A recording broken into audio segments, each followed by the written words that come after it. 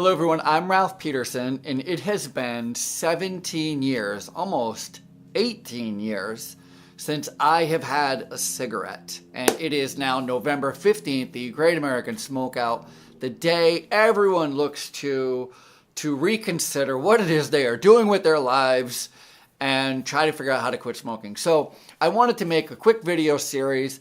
It's going to be broken up into 8 parts just to make it easy and digestible on everything I learned going through the process of quitting smoking. To give you a couple of quick little facts about me, I did not wake up one day a smoker. I was raised a smoker. I'm the youngest of 4, and everyone in my family smokes cigarettes at the dinner table, after dinner. My mom, my dad, my brothers, my aunts, my uncles, my sister, everyone. I couldn't wait until I was old enough to start smoking. I could not wait. It was one of those things that I look forward to as a kid, the day that I was able to smoke at the dinner table. And it happened for me way earlier than it should happen for anyone. I was 14 years old when I first got busted by smoking from my mom. My mom saw me on the street smoking with my friends, and she drove by and we made that eye contact, and I was like, oh, you ever got in trouble with your mom but you haven't been in trouble yet, but you know you're in trouble, and so you stall, you do anything that you can, anything you have to do to not go home. That's the kind of day I had. I was on my way home from school, walking with a group of friends. We're all thinking we're all that, we're all smoking. And I took a drag of my cigarette. Just as I took a drag, my mother was driving by. I was like, oh, I'm dead, right? But when I got home, my mom said, when I finally walked in the door, she said, I saw you smoking. And I'm going to tell you something. You better not start stealing my cigarettes.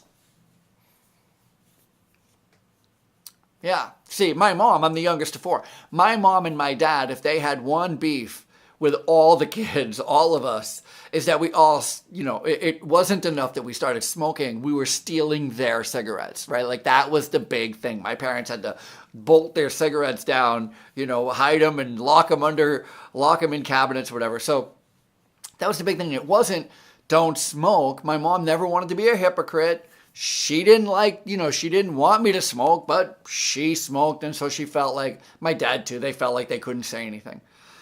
Which is unfortunate because the truth is you shouldn't start smoking, right? And we all know that. And if you have children and you smoke and your children smoke, or don't smoke, but they're looking to you, listen, you have my permission. Be a hypocrite. Don't let your kids smoke, right?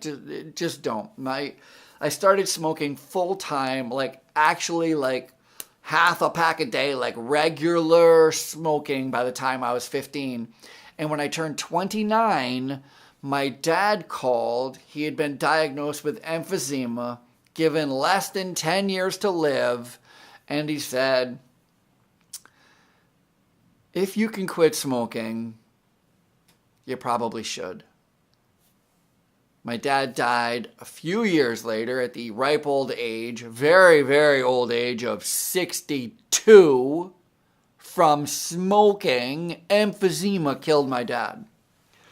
In the end, he said it was like he was on oxygen and everything. He said that sometimes it felt like he was having to try to take deep breaths through a straw. Imagine that, right? But I'm not here to talk to you, honestly, about why you should quit. Because quite honestly, it's up to you. Quit, don't quit. I don't know.